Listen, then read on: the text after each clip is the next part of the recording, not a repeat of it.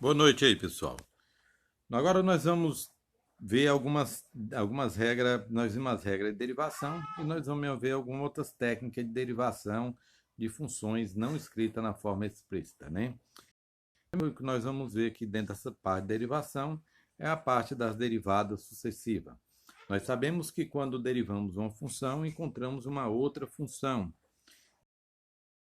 Então, quando é uma função, e se ela for derivável em um intervalo, nós podemos derivar ela novamente. Essa derivada nós chamamos de derivada sucessiva, né? Seria como você pegar uma função, deriva ela, que nós encontramos a partir da derivação. Nós podemos, se for derivável, nós podemos derivar ela novamente e encontrar a derivada de segunda ordem. Se nós derivar uma função de segunda ordem, nós encontramos uma função de terceira ordem, tá certo? E assim sucessivamente nós podemos derivar ela até quando for possível, né? Então nós dizemos que uma função f é derivável. Se sua derivada f' também for derivada, nós podemos derivar ela novamente e encontrar a derivada de segunda ordem, que é segunda f duas linhas, ou representando da outra forma d ao quadrado de f sobre dx ao quadrado, ou d ao quadrado de y sobre d de x ao quadrado. Então essa é a forma de se fosse uma derivada de ordem 3, d ao cubo, f sobre dx ao cubo, tá certo? Aqui nós temos exemplo. Primeiro exemplo é uma função polinomial. Já tinha falado para vocês, se vocês for derivando uma função polinomial sucessivamente, ela vai chegar a zero, e a partir ali vai ser sempre zero. Função ao cubo mais x ao quadrado menos 5x menos 6. Sua derivada primeira vai ser 9x ao quadrado mais 2x menos 5, a derivada de primeira ordem. Derivada de segunda ordem vai ser 18x mais 2.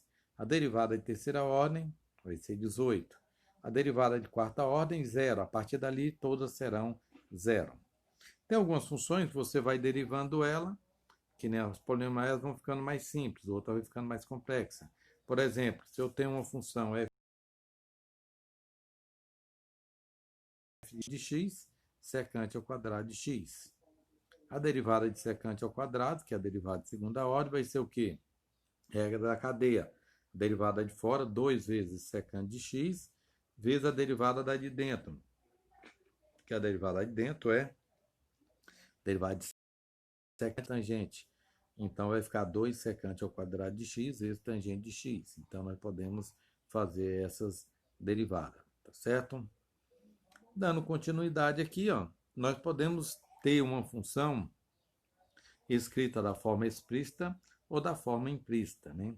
Quando nós dizemos que uma função é y igual a f de x está escrita na forma implicitamente, quando todos os termos estejam à direita, quando nós não temos o y isolado. Ou nós podemos dizer uma função ela está na forma implícita quando a função não está explícita. Por exemplo, no primeiro membro eu tenho um y, o f de x, igual a o outro direita só tem termos x, né? Então ela teria, nesse caso aqui, ó, nós temos duas opções: ou escrever a função na sua forma explícita, isolando o y, que em alguns casos não vai ser tranquilo para fazer, ou derivar ela da forma que nós encontramos, que é na forma, né?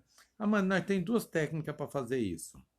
Uma é você derivar os termos, por exemplo, 2x mais meio de y menos 1, você vai derivando normalmente. Onde tiver x, você coloca dx no final, depois. Quer dizer que você está derivando em função de x. Onde tiver y, você coloca dy. Que nem, ó, derivada de x ao quadrado é 2x dx, mais derivada de 1 sobre 2y é 1 sobre 2, que a derivada de y é 1, dy. Derivada de menos 1, que é uma constante, a derivada é zero. E depois nós agrupamos ela para encontrar sobre dx igual a menos 4x. Uma outra técnica mais usada e mais simples é você derivar normalmente. Onde que tiver a função y, aí você coloca y' para indicar que a variável minha independente é x. Por exemplo, a derivada de x ao quadrado é 2x, mais derivada de 1 sobre 2y é 1 sobre 2. Como ela é y, coloco y'. Derivada de menos 1, 0. Depois isolo o y', nós vamos encontrar y' igual a menos 4x. O resultado é o mesmo. Aqui eu fiz um exemplo bem simples, hein? Mas lá no livro nós temos exemplo, mas sempre procedendo da mesma maneira. Então, uma função ela pode estar escrita na forma explícita, é o que nós vimos até agora, na forma implícita, é o que estamos vendo agora, e também de sua forma paramétrica. Quer dizer que, nesse caso, nós escrevemos tanto a variável x como a variável y em função de um parâmetro t qualquer, um t real. Então, aí nós dizemos que a função está escrita na forma paramétrica. Quer dizer que eu escrevo x em função de t e y em função de t. Então, quer dizer que ela está na forma paramétrica. Para mim, derivar ela na forma paramétrica é bem simples. dy dx, né, que é a mesma coisa de f' de x, é só você derivar y' de t sobre x' de t. Você deriva a função y de t e x de t independente, e depois divide as duas, você vai encontrar a derivada. O agravante que nós temos aqui é só que quando você chegar no resultado, você vai chegar em função de t. Aí nós devemos voltar ele para a função de x. Aí é só isolar o t na primeira e substituir lá. Por exemplo, que nem o exemplo tem x é igual a 3t menos 1, y é igual a 9t ao quadrado menos 6t. Aí dy dx é a derivada do número, a derivada de y. Derivada de 9t ao quadrado menos 6t é 18t menos 6. E a derivada de 3t menos 1 é 3. Então, vai ficar 18t menos 6 dividido por 3, que vai dar 6t menos 2. Aí, agora, você vai lá na função x igual a 3t menos 1. Então, t é igual a x mais 1 sobre 3. Aqui eu coloquei menos, está errado. É x mais 1. Então, vai ficar x mais 1 sobre 3. 6 vezes x 1 sobre 3, menos 2. Que aí vai ficar 2x menos mais 2, que vai cortar, o resultado vai dar 2x. O resultado aí confundiu, né? Então ficou um pouco errado. Mas não vai alterar a forma de fazer. Na aula eu corrijo para vocês. Agora, nós temos uma parte muito importante que é já é uma aplicada diferencial. A diferencial, ela tem tudo a ver com a variação de x e a variação de y. Nós sabemos se ocorre uma variação na variável x, nós vamos ter uma variação correspondente no eixo y, tá certo? Então, a diferencial, quando nós trabalhamos com a função de uma variável, ela confunde até com a definição de derivada, né? Então, seja uma função derivável, delta x, um acréscimo de x. Nós temos o delta x e o delta y. O delta x é o x final menos x inicial, e o delta y também é x final. Então, essas daí são as variações de x e a variação de y. A diferencial da variável independente x é a própria variação de x. Então, dx é igual a delta x. Então, é a própria variação de x.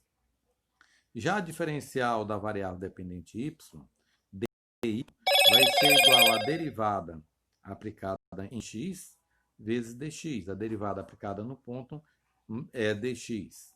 Só porque lembrando que dx vale delta x. Ou nós podemos escrever que dy sobre dx é igual a f' de x. É o que eu falei para vocês, que a diferencial, o quociente das diferenciais, na verdade, é a derivada no ponto.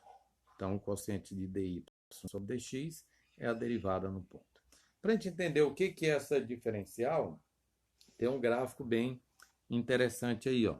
Nós temos que a variação de y, que é o f de x0 mais delta x, menos f de x0, que é a variação do y, para essa variação correspondente aqui, eu vou ter essa variação no alto.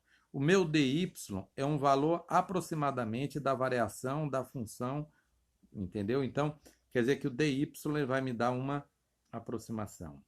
O que eu posso fazer com isso? Quando você tem alguns casos que para encontrar a variação real é muito complexo, então nós usamos a diferencial para encontrar um valor aproximado. Esse valor ele se torna tão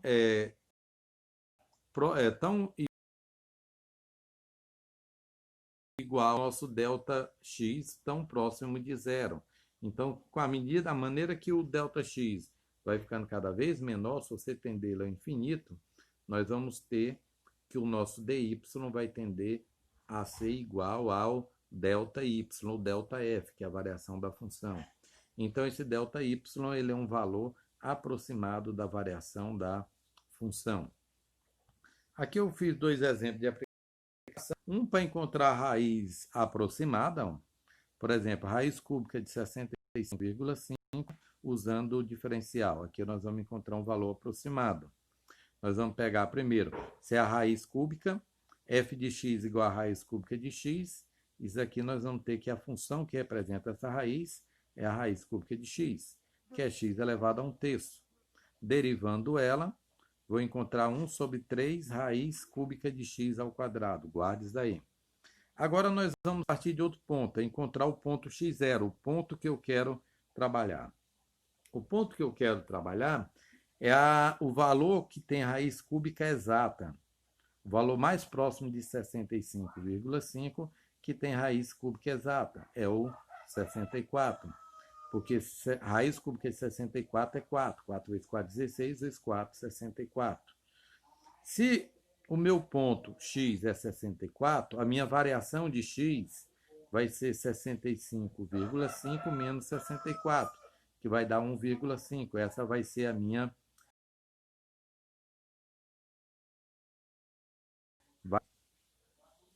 diferencial.